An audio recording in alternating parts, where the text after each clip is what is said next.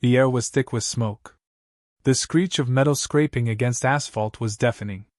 Brielle's heart raced in her chest, her breath coming fast as she sprinted towards the burning car. Flames leapt from the engine, licking at the sky, as the car teetered on the edge of destruction. She barely felt the heat of the fire, only the urgency pushing her forward. The world seemed to slow down as her feet pounded the cracked pavement, but her mind was sharp, clear. There's a life to save. The car's tires burst with a violent pop, a deafening crack that rang in Brielle's ears. She didn't hesitate. She couldn't. She threw herself at the car, the acrid scent of smoke stinging her eyes. She pulled open the door, the metal groaning in protest. Inside, a young boy, maybe 10 or 11, was huddled in the passenger seat, his face frozen in terror. His clothes were singed at the edges, his eyes wide and glazed with fear. Brielle's heart squeezed. There was no time. With all her strength, Brielle grabbed him, her fingers slipping slightly as she dragged him toward the open door. Her muscles screamed in protest, but there was no stopping now. The flames were getting closer, the air growing thicker with every second. She didn't care. She pulled the boy free, half dragging, half carrying him away from the wreckage. His small, battered body felt so light in her arms, and she cursed the world for putting him in this position. When they were clear, Brielle collapsed to the ground, gasping for air, the boy still unconscious in her lap. She could hear the crackling of the fire, the wail of sirens growing louder. She glanced at the boy's face. Tears streaked down his cheeks, his chest rising and falling in shallow breaths. He was alive. As the paramedics rushed over, Brielle's adrenaline began to fade, leaving behind a rush of triumph. I did it, she thought, her chest swelling with pride. I saved him. But just as she started to turn away, a voice cut through the chaos.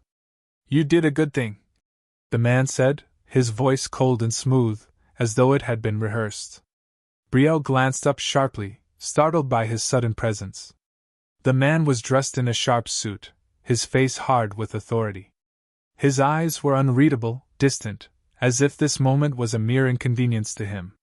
He looked at the boy as the paramedics lifted him onto the stretcher, speaking to him with a level of familiarity that made Brielle feel invisible.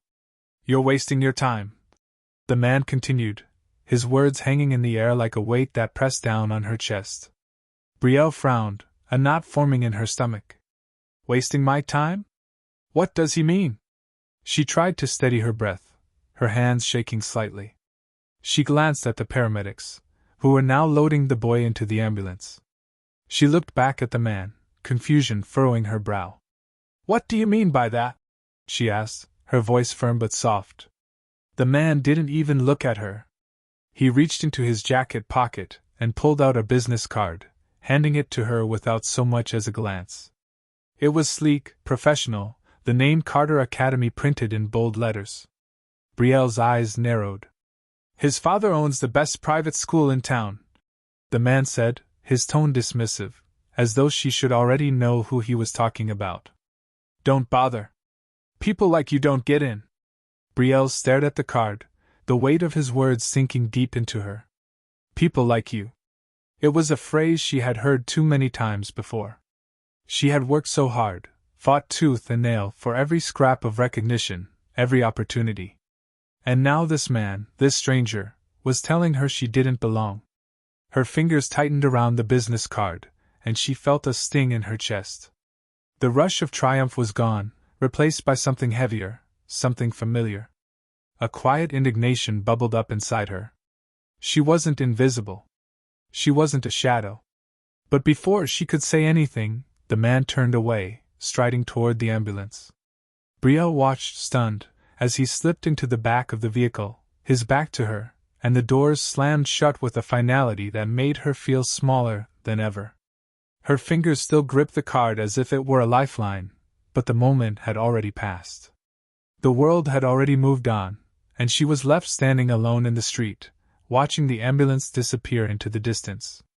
She could still feel the burn of the flames on her skin, the heat that had kissed her face as she pulled the boy from the wreckage. She had done the right thing. She had saved a life.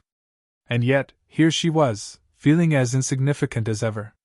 Brielle stood there, the smoke from the fire swirling around her, and for the first time in a long time, she felt small.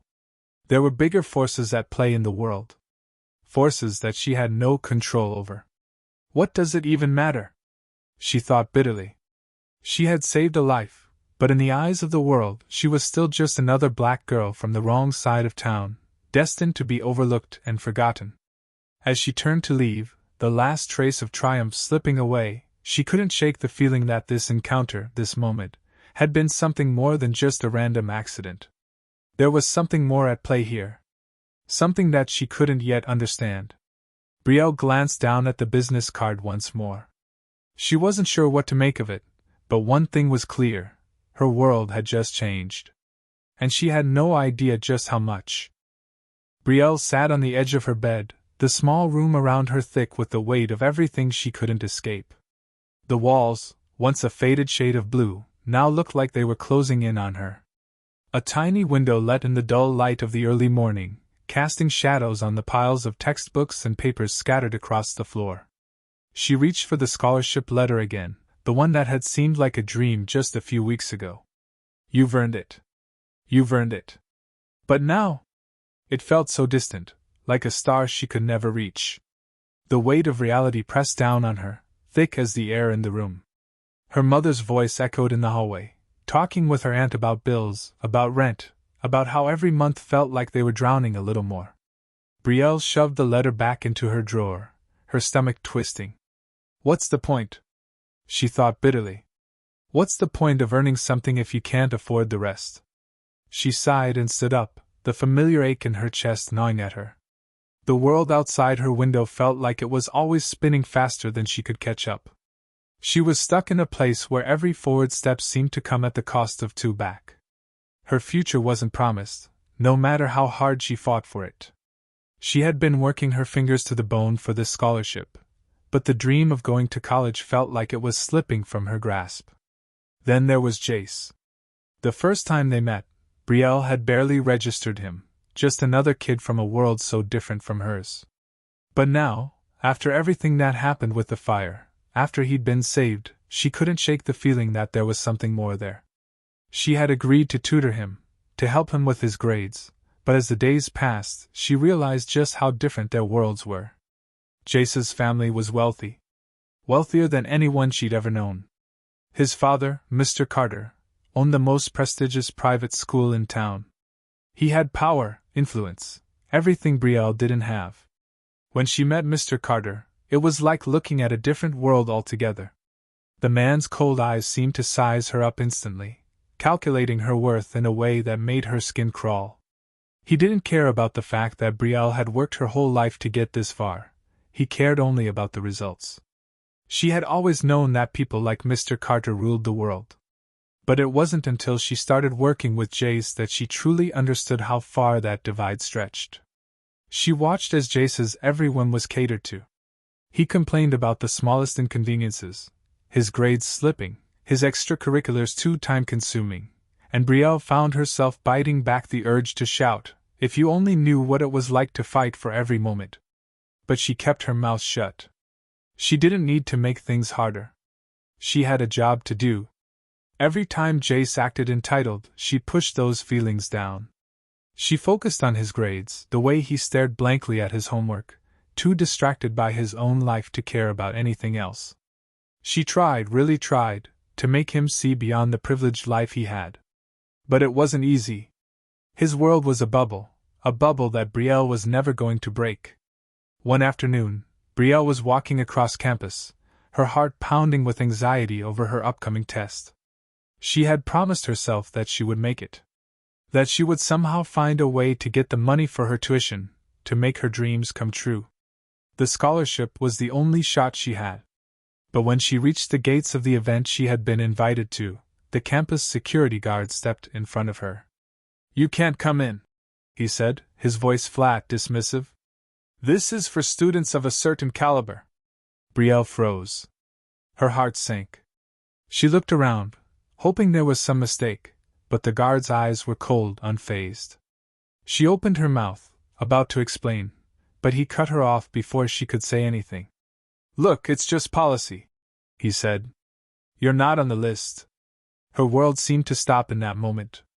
She had worked so hard for this, pushed so many obstacles out of her way just to be here.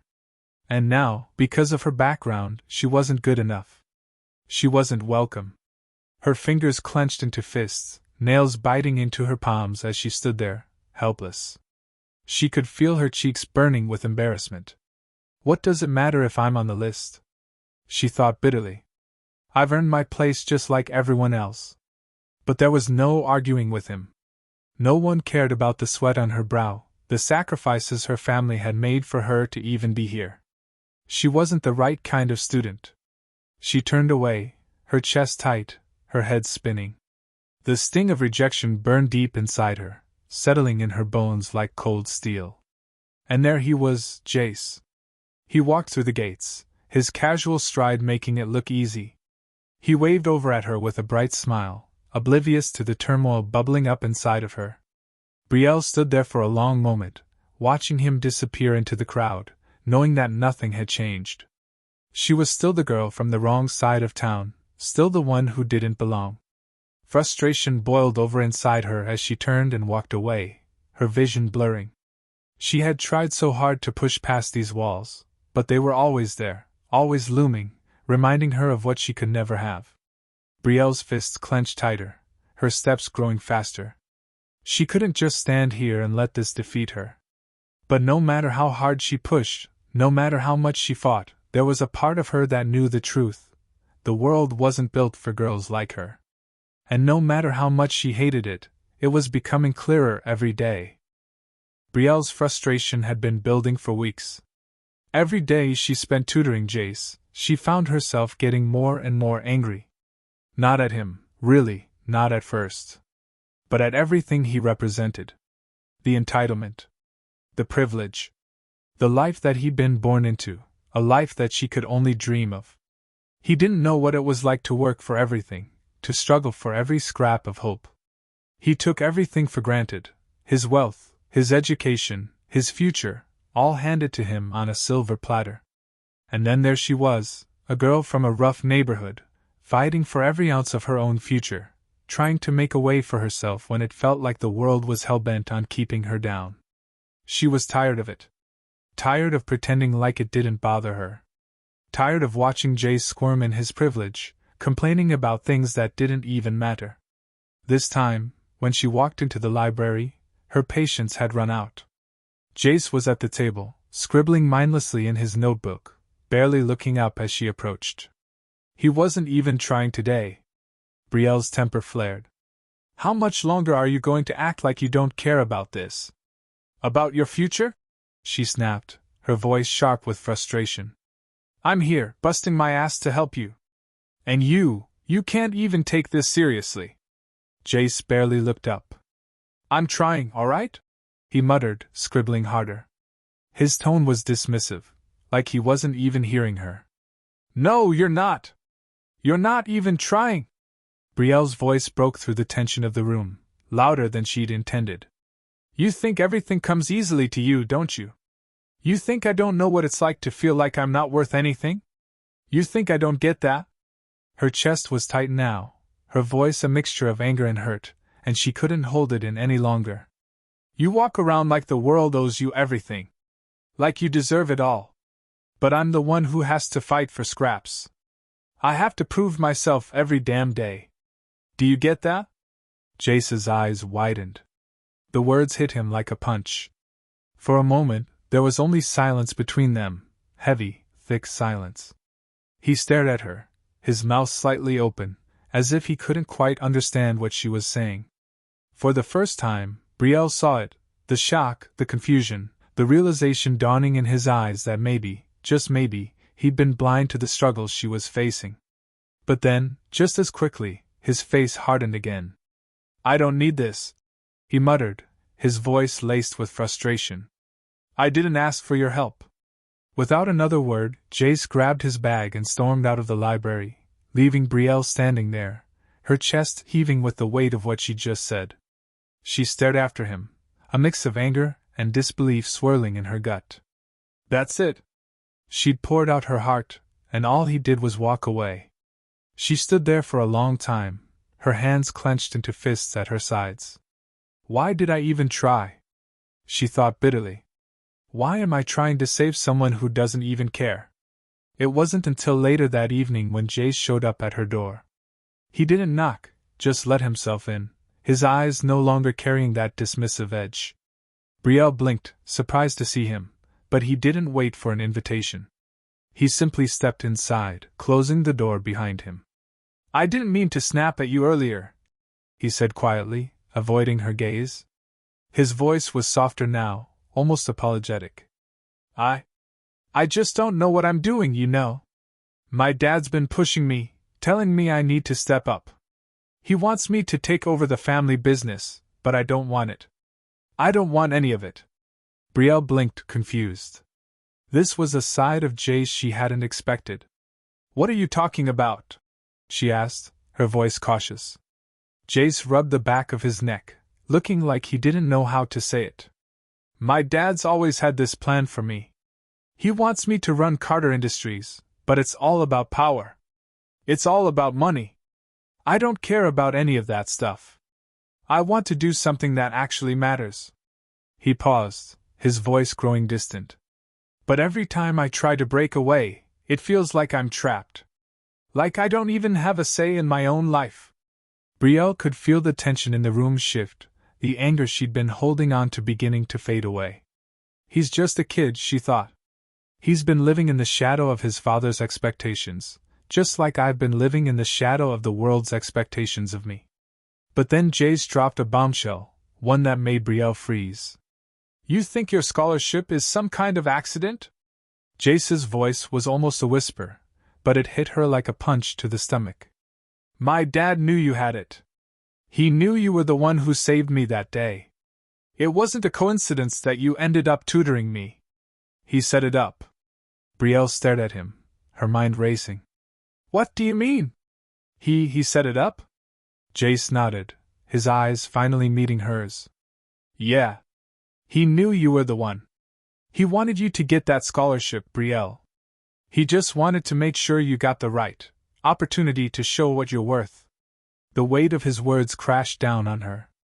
All this time, Brielle had been struggling, fighting for a chance she didn't even know was being handed to her from the start. She had thought it was all by her own doing, that her hard work was the only thing keeping her afloat. But here was Jace, telling her that his father had orchestrated it all, had put her exactly where she needed to be. And just like that, the resentment she'd been holding on to for so long began to unravel. The power dynamics between them had shifted. The man she had despised for so long, the one she thought stood between her and her future, might be the one who had unlocked it for her after all. I don't know what to do with all this, Brielle whispered, her heart racing. I've been fighting against everything, not knowing who was on my side. Jace looked at her, his face full of uncertainty, but also something else, something softer. Maybe we're both in this together now, he said, his voice quiet but steady. Maybe it's time we both figure it out. And in that moment, Brielle realized that the world wasn't as simple as her anger made it seem. There were forces at play she hadn't understood, and maybe, just maybe, this wasn't the end of the story after all. It was only the beginning. Brielle's heart pounded in her chest as she walked down the long hallway of Carter Academy. The walls were pristine, lined with awards, diplomas, and portraits of the elite, the people who had shaped the world around her. The world that had never made room for someone like her. She knew she was walking into a lion's den, but this time, she wasn't the scared girl she had been when she first stepped into this place. She had made up her mind. No more running. No more shrinking into the shadows, hoping that someone would see her. No more fighting for scraps when she deserved the whole damn table. Brielle had earned her place here, and she wasn't leaving until she had what was rightfully hers. As she reached Mr. Carter's office door, she paused for a moment, taking a deep breath. She had come a long way since the first time they'd met, the first time he dismissed her as just another black girl from the wrong side of town. But today, I stand taller than I ever have, she thought to herself. She knocked once, then opened the door. Mr. Carter was behind his desk, looking as composed as ever, his sharp suit as cold as the authority in his eyes. He didn't look surprised to see her. In fact, he probably knew she'd come. "Brielle," he said, his voice smooth, like a man who had never known anything other than control. "What can I do for you?" Brielle stood tall, her eyes locked on his. The unease she had felt in their first meeting was gone. Today, she wasn't afraid. "I came to talk about the scholarship.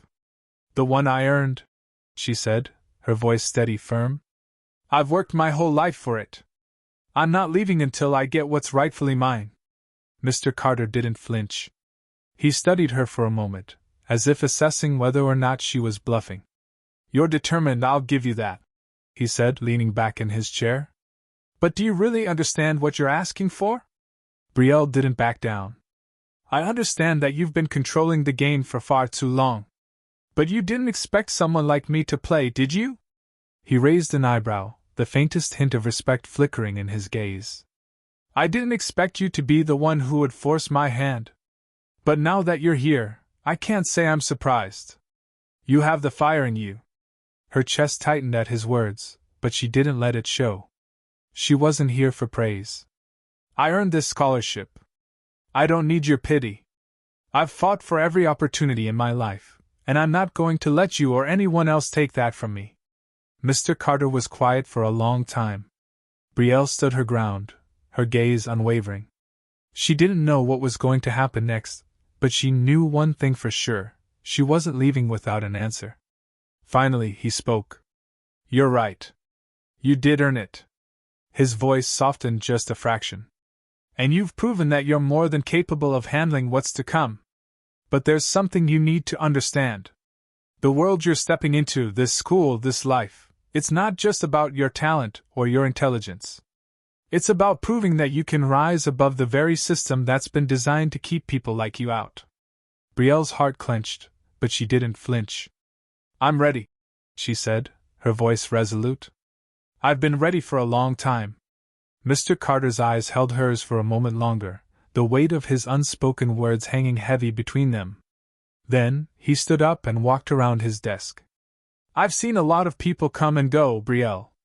Most of them give up when the real work starts. But I think you're different. I think you'll rise above it all." He extended his hand toward her, a rare gesture of acknowledgement. "The scholarship is yours. But understand this, we won't just hand it to you.